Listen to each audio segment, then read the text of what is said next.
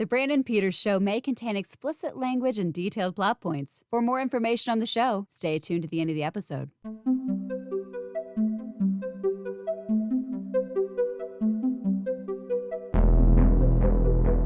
Happy 4K Blues Day, everybody. Brought to you by whysoblu.com. Shout out to the owner and editor of whysoblu.com, Brian White, on getting married over the past week. Congrats to you. Very happy for you. That's awesome. Get back to some Blu-ray watching, though. All right, everybody, let's get on here. It's October now, and as I told you, this month is hella busy, starting at the end of September, all through mid-November, with Blu-ray releases. And I've got a stack today, so that's going to take some time. So let's get right into it. All right, first up, from the BBC, of course, I'm very excited to be talking about Doctor Who, The Evil of the Daleks, the animated Lost Missing Stories series continues with this one. This is done by the same team who had done the Faceless ones before. I believe it had something to do with Macroterror, but I haven't finished this one yet, but holy crap, this is above and beyond. I guess they had more time to work with this one than they have others. So, I mean, it's been, I think someone counted like 18 months since the last animation from this team dropped, and this thing's gorgeous. It's pretty awesome. Here's the inside of that. This one has one surviving episode, episode 2, and this one, of course, you can watch it in color or black and white, though I must say, as the black and white purist or whatever, I'm watching it both ways, but the color looks marvelous. Don't dog on the cover. It's pretty good. The movements and stuff, quite wonderful. This is a great story, and it becomes even better and more watchable getting seen like this. Of course, the telesnap reconstruction, which I've explained on here before, is a part of this. I really love these animations. Next one is Galaxy 4. It's coming from a different animation team that arrives November. And we also got an announcement for the collection, season 17, which features my favorite Doctor, Tom Baker, and will include another animated story, Shada, which Shada's not missing. It just was a victim of a writer's strike from back when it was being shot, and they just never picked up and finished it. They just moved on. They scrapped it, moved on to season 18. There have been many, my good friend Rachel Friend will tell you she's had enough of Shada, but I can't get enough Shada. It's Tom Baker. But there's many attempts to recreate or try to finish it over the years, and finally the animation team did years ago, and that is now the definitive version. But in the box set, they are making it episodic instead of just a long, bloated thing, so it's going to be a lot easier to watch, in my opinion. So yeah, that's it. Doctor Who Evil of the Daleks. Pick this up. Not available in the US yet. I think it's November, but this is a sweet release. It's really awesome. Check it out. They keep getting better and better. They're almost complete with Patrick Troughton. This particular season, this is the finale of season 4. They would need to animate the first story, The Smugglers, the second Troughton story in this season, The Highlanders, and 2 episodes of The Underwater Menace, and they will complete that season. But strong rumor suggests Abominable Snowman is next, and that's from the following season, which will get that one even closer to completion. But we'll talk Doctor Who some more on another time. Next up, so this, I can't remember if I pulled this one up or not in a previous episode, but there's a similarity between the Doctor Who and this is Night of the Animated Dead. And they use a similar style of flash animation to it, 2D. Same script as the original film. The writer of the original Night of the Living Dead has disowned this. It's not good, folks. It's disinteresting after a couple seconds. It's shot for shot. It's like, what's the point? And I hate to say, I hate to be mean, but man, this was just not good. And who knows why? It's not missing. It's not like it's some lost. Do London After Midnight or something like that. This, no reason to do it. Total, there's a lot of time and effort spent on animation, and for a cash grab like that, no thank you. Speaking of, I'm just going to kick us downhill real quick first here. We have the new Space Jam, new legacy with LeBron James. This is just bloated, nostalgic advertisements, IPs all over the place. tough watch. One of the weakest films of the year. Not a fan. And it's not like, ooh, boo, LeBron James. And, you know, being a Indiana Pacers fan myself, being like, oh, LeBron. No. I've seen LeBron in movies. He can be good in movies. He's been in good movies. This isn't one of them. Watch Trainwreck. He's pretty funny in it. Just oof. But I do like his company, Braun, has had his name on some really quality people and projects, so that's very exciting as well. Space Jam, it's over. It happened. No more. Also, The Flash. This is the complete 7th season is now coming out, and this show, I used to be one of my favorite shows on television, and now I'm just like, oh, I better stick with it till the end. So they're doing a new thing where instead of giving you the little booklet with the episode guide, it is behind the cover art. So they're doing that. There's some featurettes in here and such. It's there a lot of the old cast is going on their way and making their way out. The new ones aren't that interesting, and it just feels like when's it coming to an end? But here's The Flash, complete 7th season, followed by something. We're gonna go up here. We have Escape Room Tournament of Champions. I love that title. It's so ridiculous. And the trailer had the girl going, "What is this? Some Tournament of Champions?" Brilliant. This movie, you know, if you like the first Escape Room, I did. This is more of the same. It's solid. It's just, if you like that one, you'll like this one. It does expand the mythology and such. But I'll tell you what, the most interesting aspect of this, and I talked about it in my review on WhySoBlue.com, it says, Game Master Exposed in extended cut, alternate ending and alternate beginning. Includes in 25 minutes of all new footage, including alternate. It's not an extended cut. It completely, fundamentally changes the movie. Like the opening act is a completely different movie up until they get trapped on the subway, which is really where things kick into gear. And then the final act, the third act, completely different ending. All the stuff they're doing in it, where you think it's clues to something else, it's something completely different.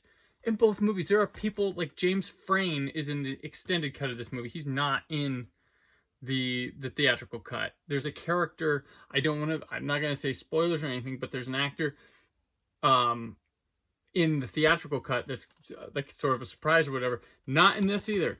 And it's insane to watch both these. It's very much like watching Halloween 6, the producer's cut, and the theatrical cut of that.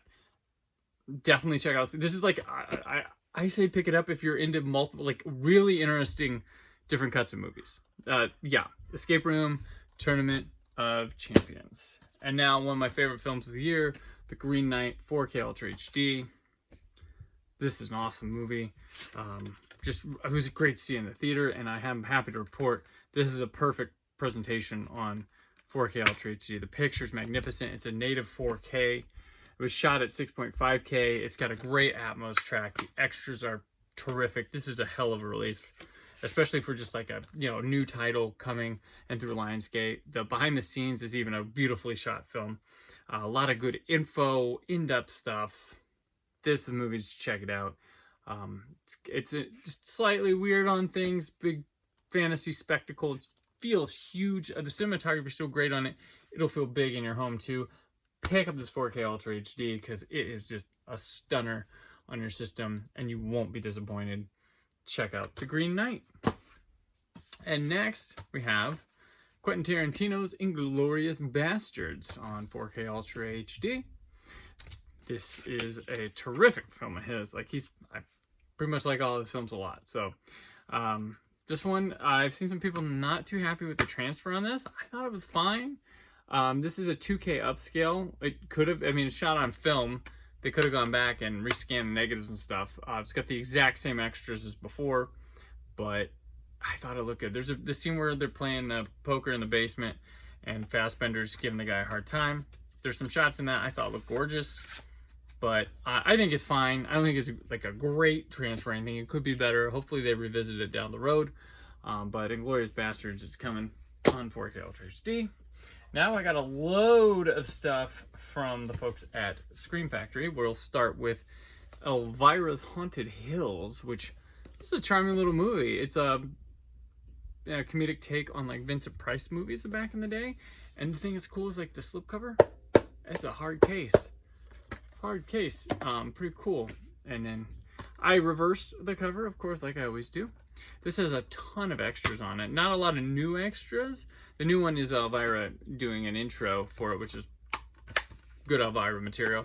But there was already a really cool pair of really cool in-depth retrospectives on the film. There's some interviews. This is a really cool pickup. I'd always been familiar with Mistress of the Dark, which is another little funny movie. But this one really spirit of Halloween. If you're into those AIP, Corman Poe pictures, give this a chance because it's really funny. I mean, it's kind of one of those that throws a lot of just whatever sticks and dad jokes and stuff, but most of it works.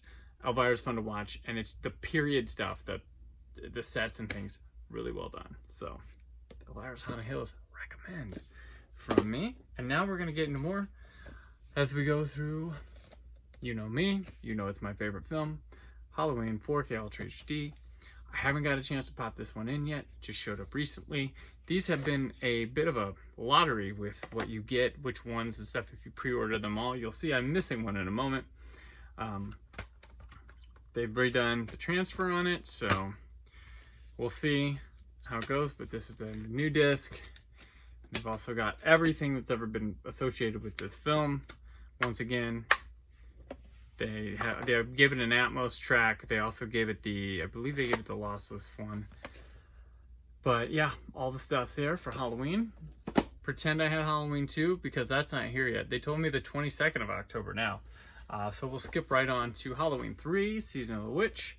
A very fun film.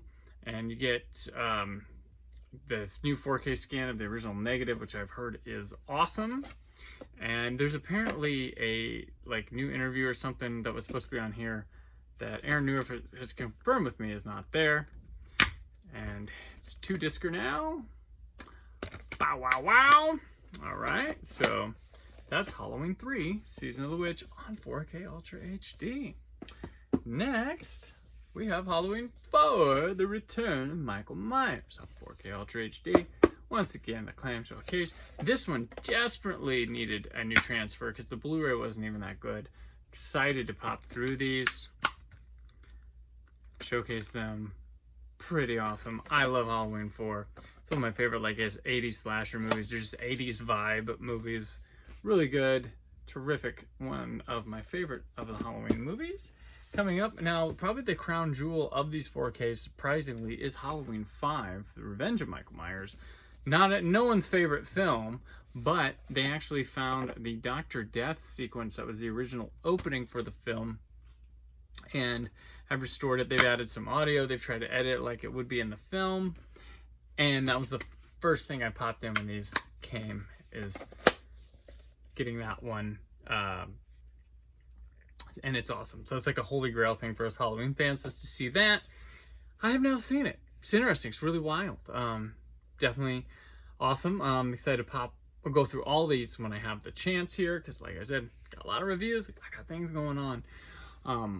But yeah, these all came in the mail. So I ordered 3 of them from Target, and I ordered 2 of them from Amazon. I ordered Halloween 1 and 2 from Amazon. Halloween 1 came on Thursday. Halloween 2, as I said, got delayed till the 22nd of October.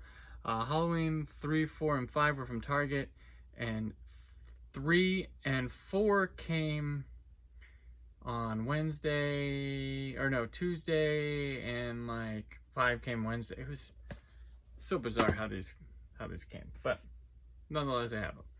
All right, so there we go. And lastly, the 4K Ultra HD Universal Classic Monsters set. Very excited for this. They skimmed it though. When it first came to Blu-ray, there were some more movies in here, but it is no longer. It does not have The Bride of Frankenstein. It does not have Son of Frankenstein, I believe, was in there before. It is missing Phantom of the Opera. That's fine. Creature from the Black Lagoon. Shame on you for not putting that on there. And yeah, we'll get them eventually. So this is the first one. And we go in and we get this wonderful art that's been used for the sets throughout the years. Dracula. It also includes Spanish Dracula, so you get that in 4K Ultra HD. So there's secretly a 5th film on here. Frankenstein, The Invisible Man, The Wolfman, and then you get this back page with more of this great art. And that's this set. So I'm very excited about this one. I will have my review up probably not next week, but the week after. I'll be out for a week and won't be able to catch up with this. But I did take a peek at Dracula. Looks beautiful. So there we have it. Cool. I wanted to take a second real quick before I end this out. Thanks for watching as always. I was really enthused with how many people entered in the free guy giveaway contest. Excellent. So happy with that. So many people excited about it. Couldn't believe it. Great. Very happy. I do want to put something out there though. Do not direct message me. If you have like a simple question about the contest, feel free. But pestering me about the contest, about how better could you get to win? How, like, have you picked the winner yet? How do you pick the winner? Could it be me? I had to block somebody because they were harassing me with that. Please, that is not going to help you. Pestering. I think it's awesome when you tag me in posts and stuff. That's fun. I enjoy that. But direct messaging me is like a little bit crossing the line, pestering me about, like, that's not going to get you. That's going to make me not, you're going to get disqualified. But also a little secret, I don't always pick the winner. So while it's my contest, someone else may select the winner a lot of the time. So just keep that in mind. I love doing this. I love all of you, but please keep in mind my privacy and stuff like that. But I appreciate that. But thank you for watching. I hope you enjoyed the show yesterday with all the commercials with Jessica and I. It's a lot of fun to do. Many people requested that. So there you go. I believe we have Old Space Show tomorrow. And then coming up, we're going to be doing Tales from the Crypt for my Halloween stuff. So we're going to be doing the first season. I'm going to have a guest for each episode. Should be fun. Big name filmmakers, big name actors, big time HBO show. So awesome. Anyway, my contact, you can find me on Twitter and Instagram at Brandon4KUH. You can email me, naptownnerd@gmail.com, if you want to talk to me about seeing your product or having me review a Blu-ray or something on here. Be happy to hear from you. But everybody have a good week. Everybody enjoy this spooky season. Watch a lot of scary movies. I sure as heck am. I do it all year round, so spooky season I just like flaunt it a little more, I guess. But I'll see you soon, and always remember, stay film positive. Thank you for listening. The Brandon Peters Show is a Creative Zombie Studios production. Produced by Brad Shoemaker and Brandon Peters. Written and edited by Brandon Peters. Announcer vocals by Jessica Alsman. Theme song by Metavari. Web design and show art by Brad Shoemaker with Brandon Peters. All music and clips featured in the episode are property of their respective studios, and no infringement is intended. Additional information on this and other episodes at BrandonPetersShow.com. For any inquiries, press opportunities, or sponsorship, contact mail at BrandonPetersShow.com. The show is available on Apple Music, Spotify, or anywhere podcasts are found.